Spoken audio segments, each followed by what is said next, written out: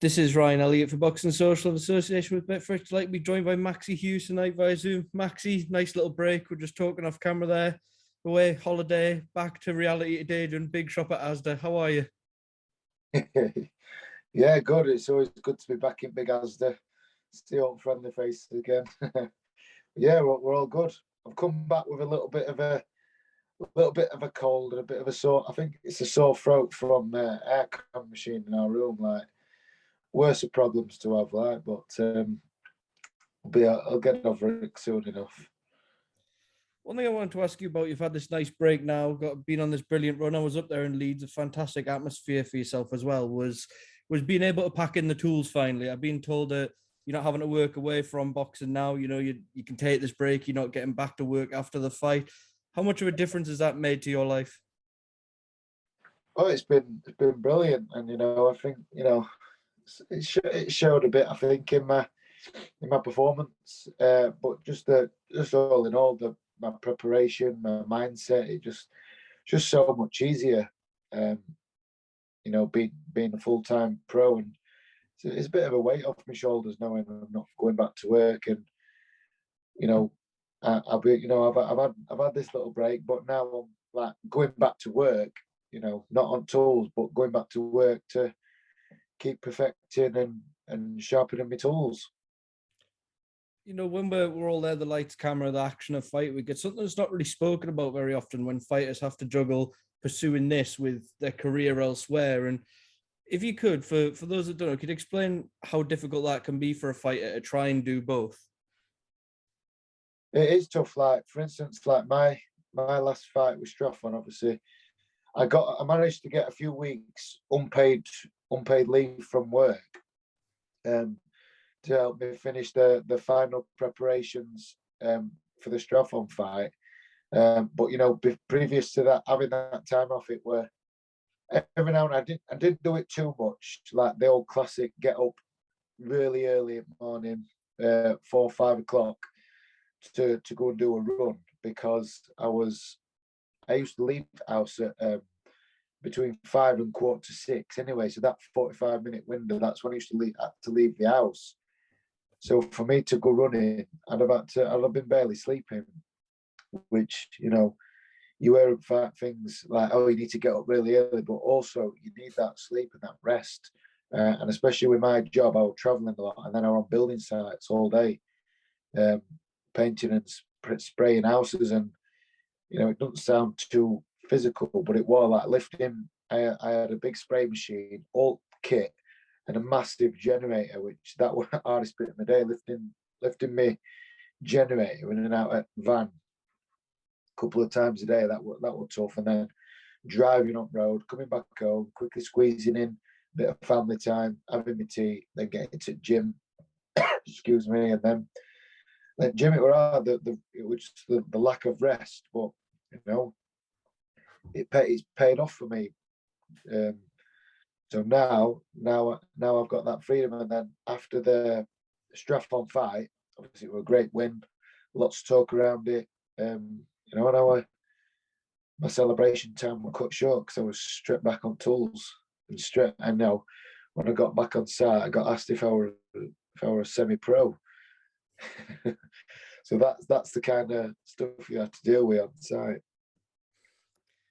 And going back to, obviously you've been on this fantastic run, but in the earlier days, maybe when results hadn't gone your way, etc., how hard was it to keep the faith that one day this would be full time, it would all work out like we're seeing now? How difficult did that become at times? Yeah, it was really tough knowing you got to go back to the smaller circuit, struggle to sell tickets, and there were a few times where I struggled that much to sell tickets that I didn't get paid for fights. Them fights on the smaller circuit, I didn't get no wages for them. So I fought for nothing, which that's why I can actually say I've not been in it for the money. Thanks to my manager, Steffi Bull, who allowed me to be on them shows, even though I'd not made enough money for my fight.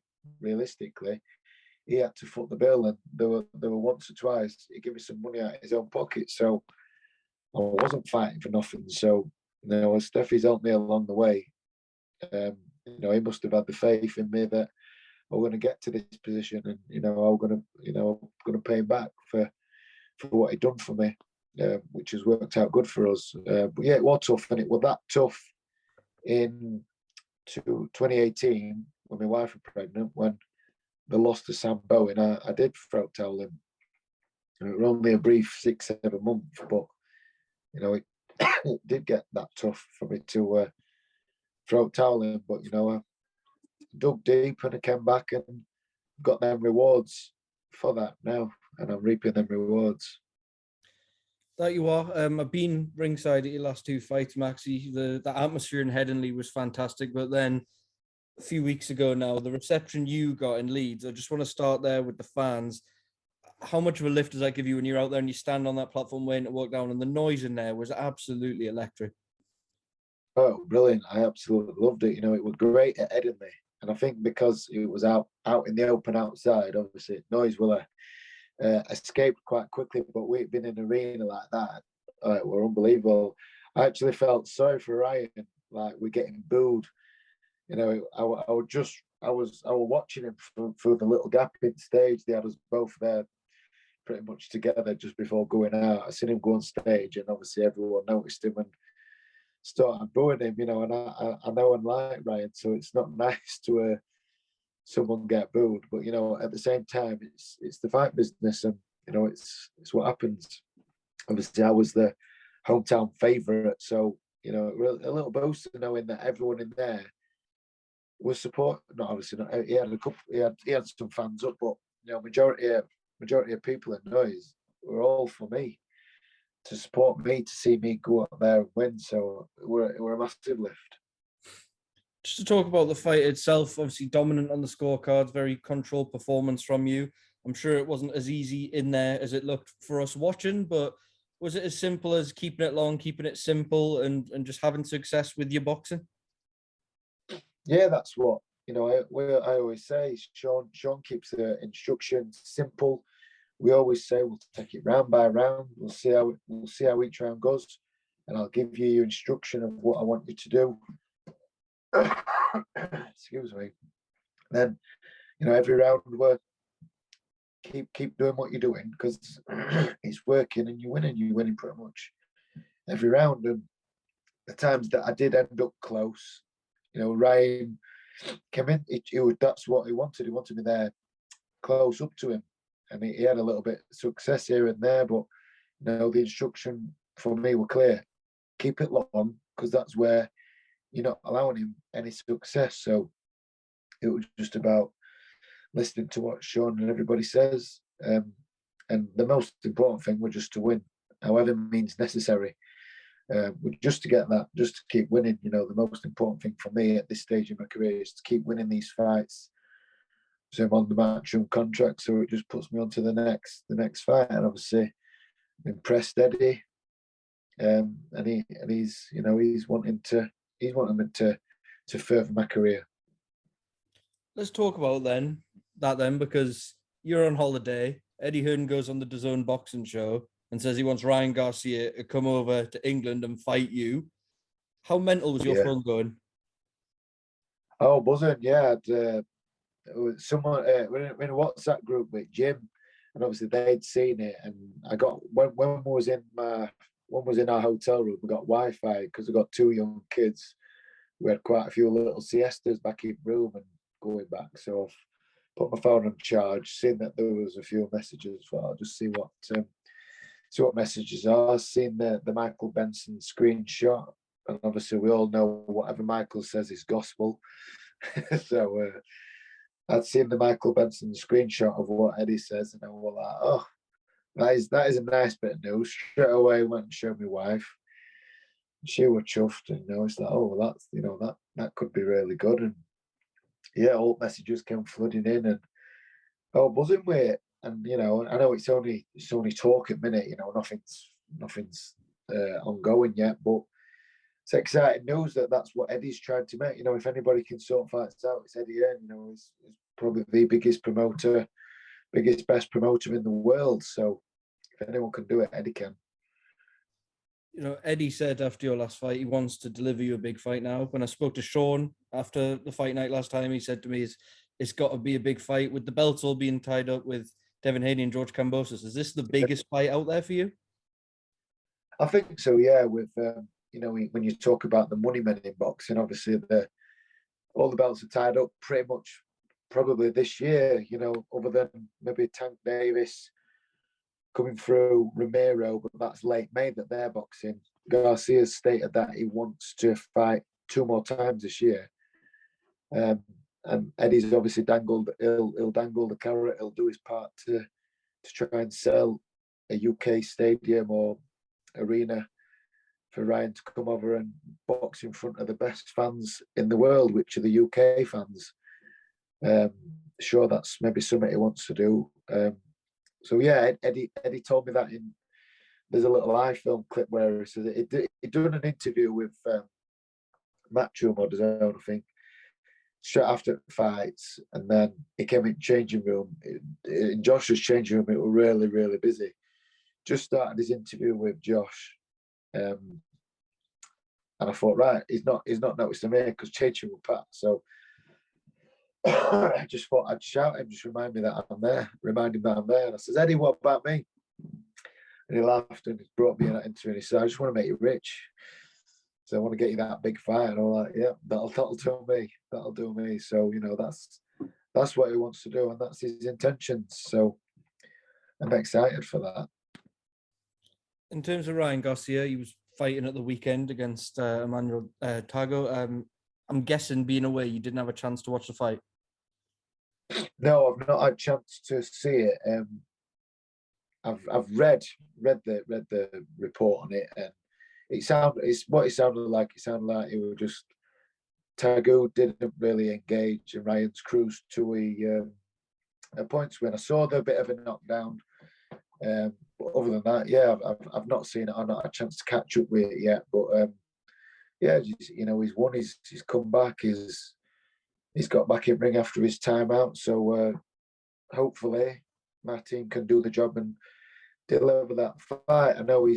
I saw his post fight interview where he said he's not calling anyone out. He knows that he said that the belts are tied up. So he's looking for a name. I know he was scheduled to fight Jojo Diaz last year before he did his hand in the summer. I think Diaz is back out July, is he? So I've read somewhere. So yeah, I'm thinking what other names is out there, I make sense. If I've got to go to America, that's fine, I'm more than happy. I want to go to America to fight. So if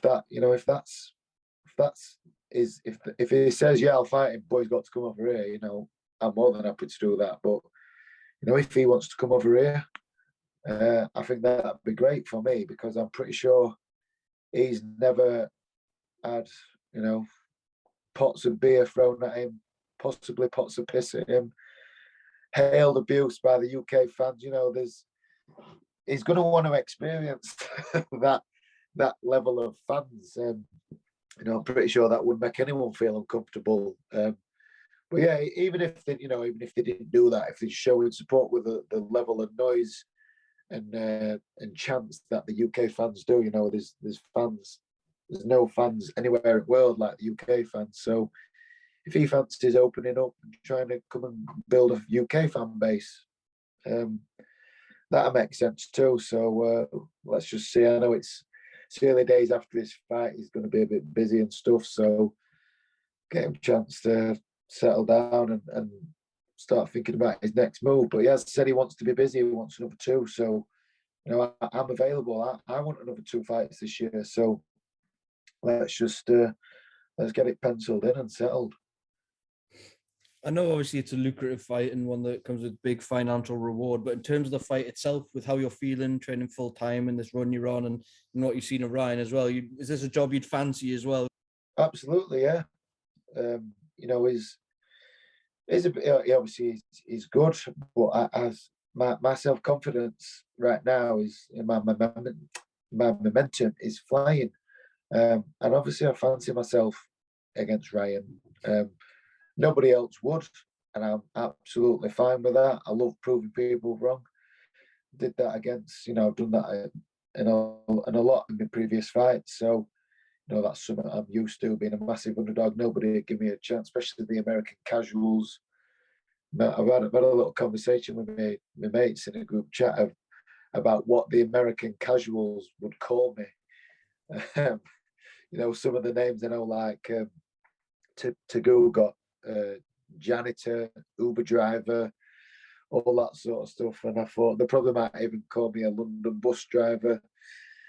So yeah, I'm ready to embrace all that, and prove them wrong. My answer would be when Maxi Hughes will say, I'm the guy who's going to go in there and beat Ryan Garcia, and the guy that you're all going to want to beat, because I'm going to be financially well off. Maxi, just while we're here, I want to ask you about the rest of the lightweight division. Obviously, we now know George Kambosos and Devin Haney will be meeting for the undisputed lightweight title. In your opinion, who wins and how? I believe Kambosos will win. I believe he's the man right now in the lightweight division, and rightly so after his win over Lopez. I think he'll beat Haney. He's got the home advantage. He's got the confidence, the momentum, and just I know it's only little things and it don't matter because I don't think it bothers me. But Haney's just seemed a little tiny bit bothered at that little conference call. The way George was just so relaxed, called him kid. Haney was biting. He was like on the edge of his seat, ready to bite him. And for me, just a little bit that it's his first time Haney's going to have had to flown that far to fight. He might have done it as an amateur, but this is where the stakes are seriously high. Just fancy Kambosos for it. I don't know whether it could stop him or points, but I just see a Kambosos win.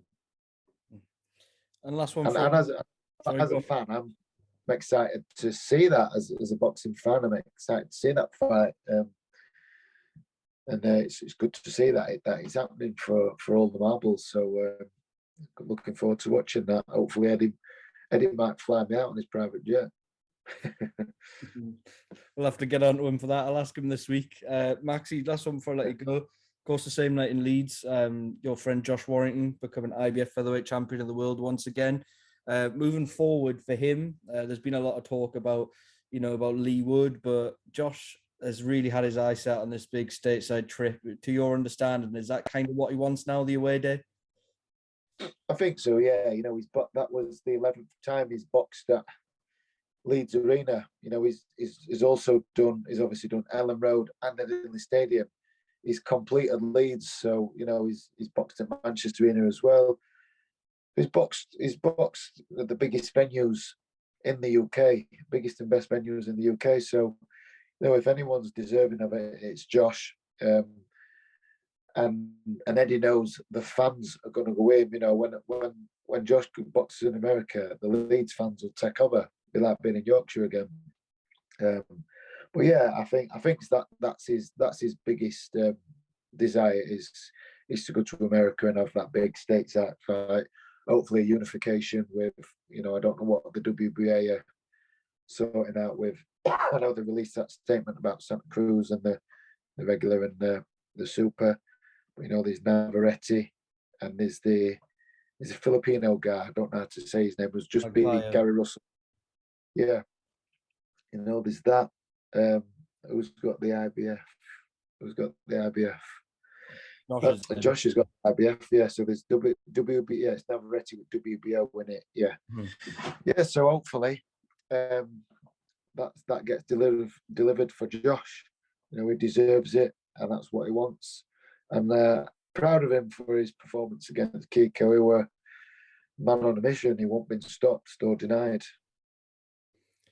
Right, Maxi, appreciate you just straight back fresh from holiday, done big shop, and then hopped on Zoom with me. So I'll let you go. But thank you as always for speaking to Boxing Social, and we'll see you soon. Cheers, mate. Thank you.